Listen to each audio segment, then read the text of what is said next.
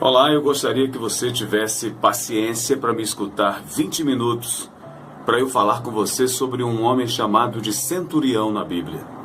O nome dele não é revelado, mas ele é chamado de Centurião. A Bíblia nos diz que este homem ouviu falar a respeito de Jesus. E eu quero falar sobre fé, exemplificada por este homem e pela atitude que ele teve diante de Deus. Um centurião era um cidadão romano que comandava 100 homens. A Bíblia nos dá informação a respeito deste homem e de como ele colocou a sua fé em Jesus de uma forma diferenciada e chegou a chamar a atenção de Jesus. O Senhor Jesus chegou a se maravilhar dele, na verdade. A Bíblia diz, capítulo 7 de Lucas, e depois de concluir todos estes discursos perante o povo, entrou em Cafarnaum, e o servo de um certo centurião, a quem muito estimava, estava doente e moribundo. E quando ouviu falar de Jesus, enviou-lhe uns anciãos dos judeus, rogando-lhe que viesse curar seu servo. Observe, meu irmão, minha irmã, que na hora que este homem ouve falar a respeito de Jesus, a sua fé automaticamente entra em ação, porque a verdadeira fé, ela nos faz despertar aquele sentido que nós precisamos para receber a bênção e o milagre de Deus. A fé nos faz despertar o verdadeiro sentido para recebermos a bênção e o milagre de Deus. Você crê nisso? Você acredita nisso? Pois é, a Bíblia diz que este homem ouviu falar a respeito de Jesus. E quando ele ouve falar a respeito de Jesus, mesmo ele sendo centurião, um homem de uma alta patente romana, os romanos naquele contexto de Jesus, eles dominavam os judeus, mas ele não se arvorou no direito, no patamar de exigir nada de Jesus. E ele começa a tratar Jesus com a verdadeira honra que cada um de nós deve tratar. Aquele centurião, a primeira coisa que ele faz, ele chama os anciãos. Os anciãos eram as pessoas mais respeitadas daquela época. Até alguns anos atrás, nós sabemos que um ancião, um idoso, ele tinha um grande respeito em todos os lugares. Infelizmente, em nossos dias, isso não é mais assim. Mas a primeira coisa que o centurião faz, ele chama os anciãos do lugar onde ele estava e pede aos anciãos.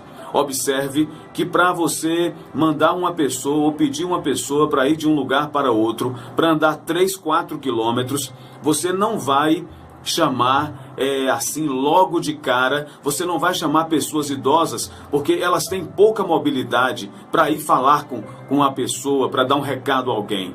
Aquele homem, ele com certeza pensou muito mais no respeito que os anciãos iam transmitir para Jesus.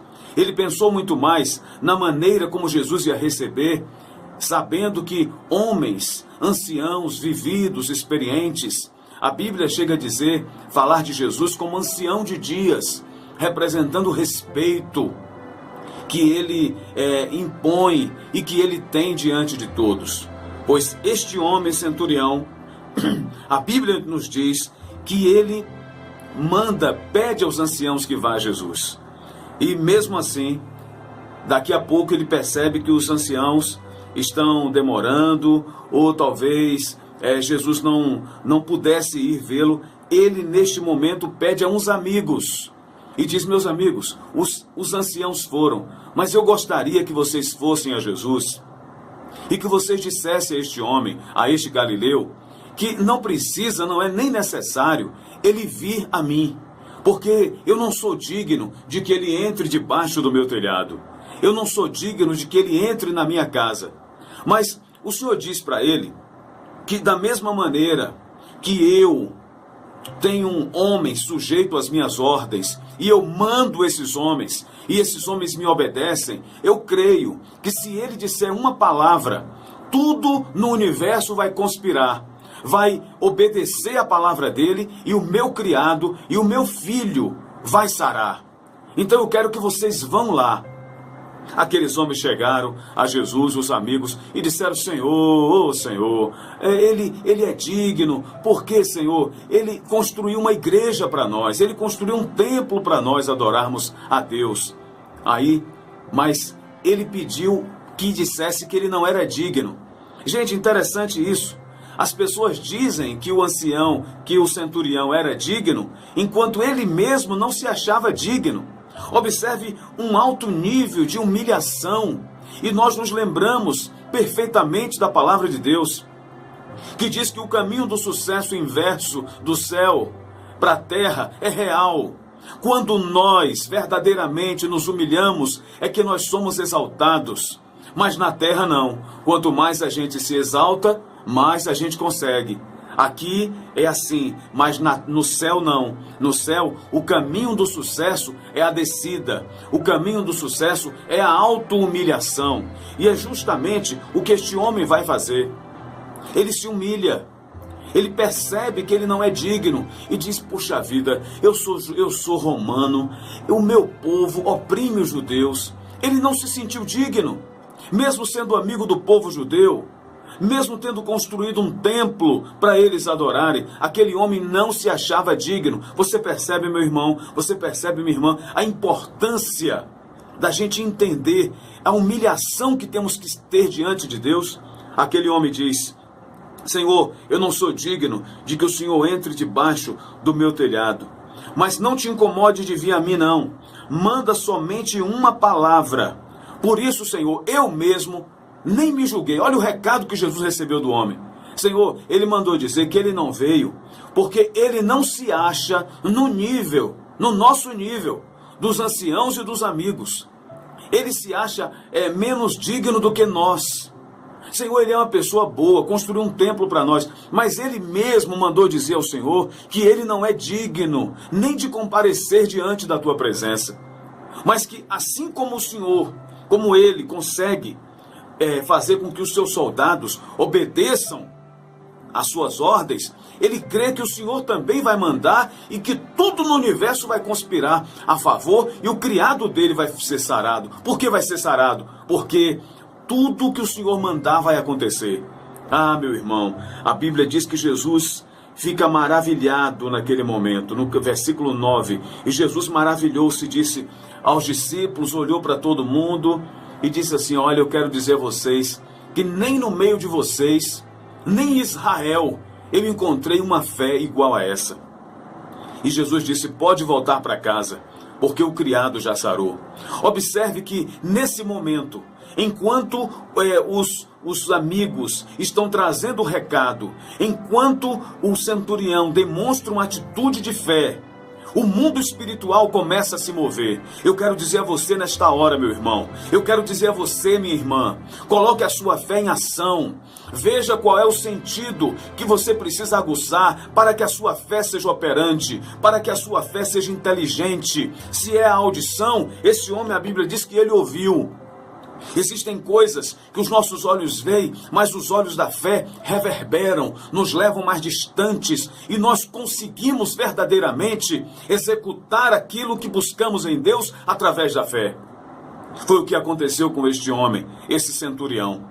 A Bíblia nos diz que ele conseguiu o seu milagre, porque voltando os homens para casa, acharam o servo são, no momento que o Senhor Jesus falava. Agora eu quero meditar com você.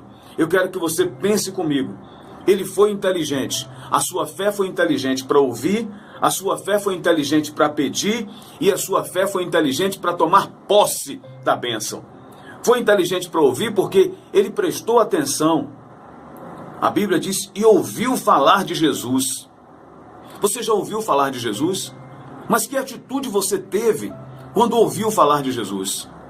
Você já ouviu falar dele, mas você tomou uma atitude realmente que seja concreta. Porque a fé, na verdade, ela não é abstrata. Quando nós colocamos a nossa fé em Deus, ela não é um sentimento abstrato, é um sentimento concreto, porque nos fará levar coisas impossíveis a serem possíveis. A fé nos trará o impossível do mundo. Deus fará com que esse impossível venha ao nosso encontro. Deus faz com que qualquer coisa aconteça. Deus para o sol e a lua por causa de um escolhido dele. A Bíblia diz que este homem, ele foi humilde. Ele se humilhou, mesmo sendo romano, cidadão romano, ele se humilha e ele diz: eu não sou digno, Senhor, eu não me julguei digno de ir ter contigo, mas o Senhor pode mandar uma palavra. Jesus se maravilha com ele. Eu quero perguntar a você nesta hora, até a sua demonstração de fé tem maravilhado os ouvidos de Jesus? Você tem realmente demonstrado? Você tem se humilhado? Você tem comparecido diante de Deus, pedindo: Senhor, eu estou aqui. Gente, só o ato de pedir já é um ato de se humilhar. Porque quem pede, gente, é porque precisa. Este homem pediu, mas ele pediu do jeito certo. A Bíblia diz: pedi não recebeis, porque pedis mal. Veja uma outra atitude maravilhosa deste homem. Ele não estava pedindo para ele, gente. Ele estava pedindo para um servo dele. Era um empregado que ele tinha como filho. Mas não era para ele, o pedido não era para ele. Observe a importância da gente querer semear um pedido a Deus na vida de outra pessoa.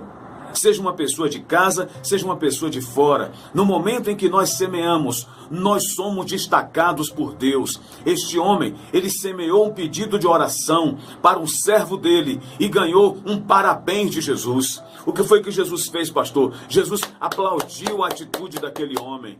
Porque ele pediu para o seu servo, porque ele não estava somente interessado em pedir para si. Naquele momento, o universo conspirou. Nesse momento eu quero te dizer, em nome de Jesus, se você colocar a sua fé em ação, e for uma fé inteligente, não interesseira, uma fé que verdadeiramente se humilha diante de Jesus, você vai conseguir agora que você está ouvindo essa mensagem, você vai conseguir com que tudo que você tem colocado diante de Deus, o Senhor Jesus observe a intenção do seu coração. Porque o homem vê o feito, Deus vê o intento, a intenção do nosso coração. Eu quero que você perceba isso, meu irmão. Eu quero que você perceba isso, minha irmã. Tenha uma fé inteligente, uma fé que funciona, uma fé que verdadeiramente fará a diferença na terra e fará a diferença no céu. Que a graça de Deus seja sobre a sua vida, em nome de Jesus.